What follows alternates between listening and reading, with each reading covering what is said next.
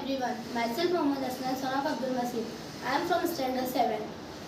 As we all know, we all are gathered here to celebrate the zeal of 78 independence of our India.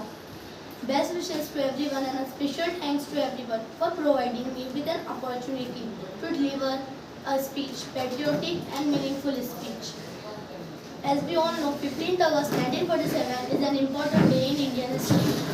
This is the day of honor and pride for every Indian citizen because on this day our India got its freedom from almost 200 years of British reign. So what is actual freedom from British?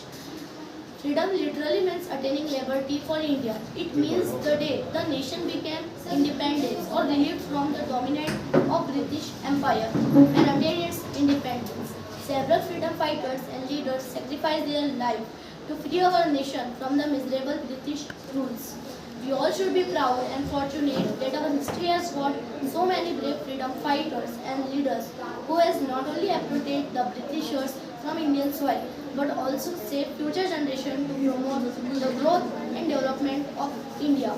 Right from the year of independence 1947 to the current year, the nation is making progress in each and every sector such as sport, technology, education, military power, etc.